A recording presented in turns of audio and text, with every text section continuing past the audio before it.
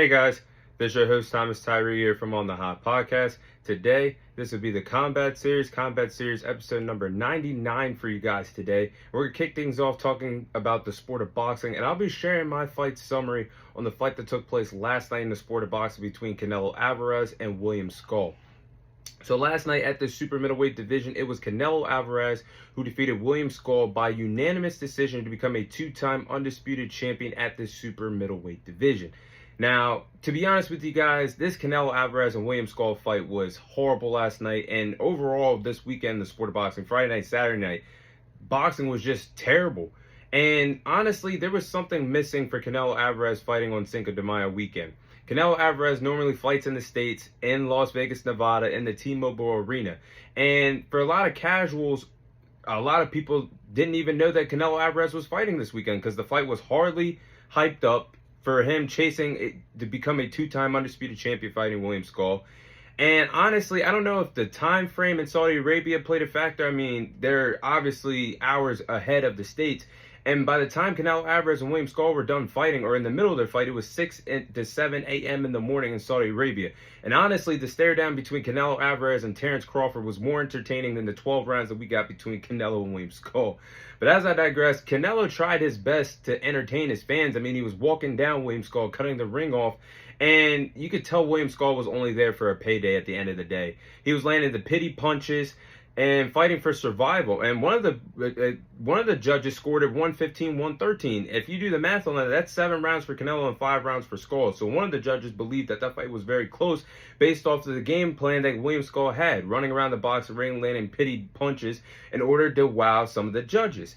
But this was a horrible fight. In a total of 12 rounds, there was only a total combined of 445 punches combined in a 12-round undisputed championship fight. That is not exciting for the sport of boxing. That's very lackluster. And for someone that's an all-time great like Canelo Alvarez, now this is staying on his record as probably his most unentertaining fight of his boxing career. I mean, obviously, he's got a long history of fighting in Mexico before he was a big pay-per-view name, but this is probably up there in the conversation for one of the most boring fights that Canelo Alvarez has ever been a part of in his pro boxing career.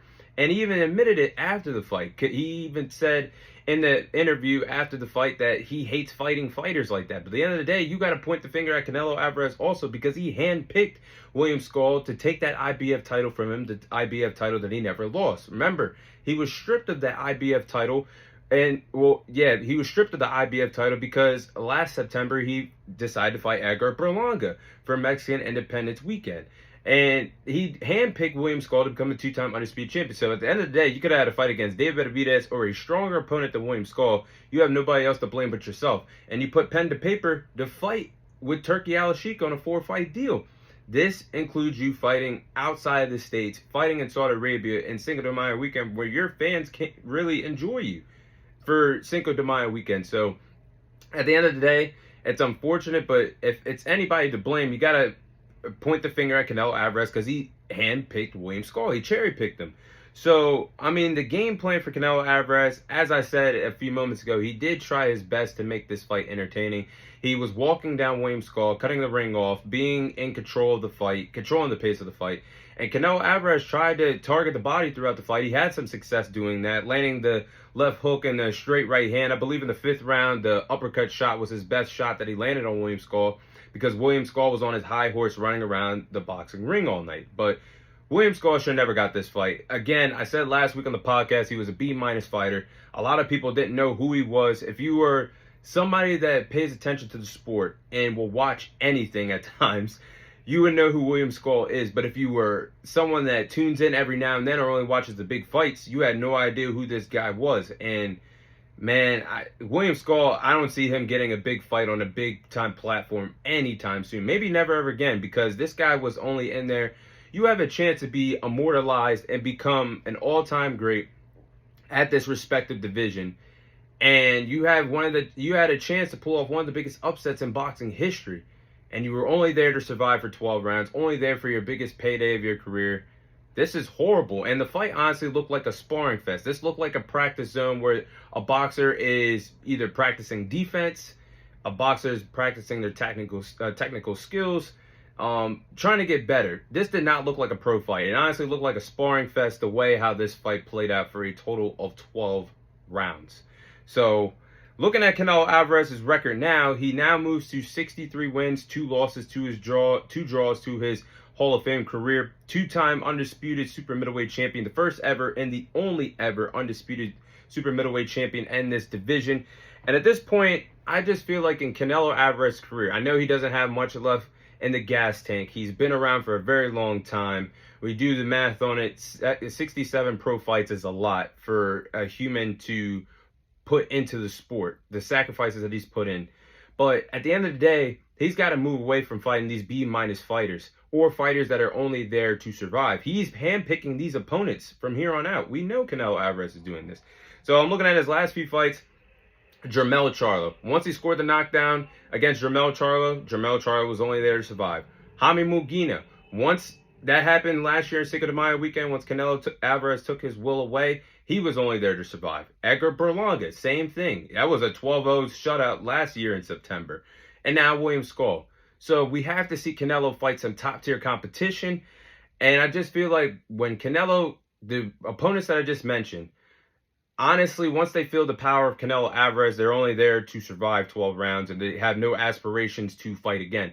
But I think that's going to change for Canelo Alvarez's next fight, which I'm about to get into, which will be happening between him and Terence Crawford in September. So now that Canelo Alvarez and Terence Crawford is official for September, that's going to take place September 12th in Las Vegas.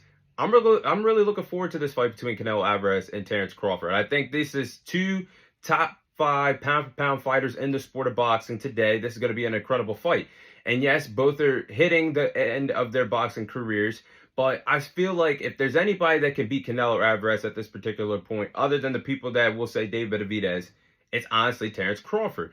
And Terence Crawford, I think, has the overall better boxing skills than Canelo Alvarez at this particular point in their boxing careers.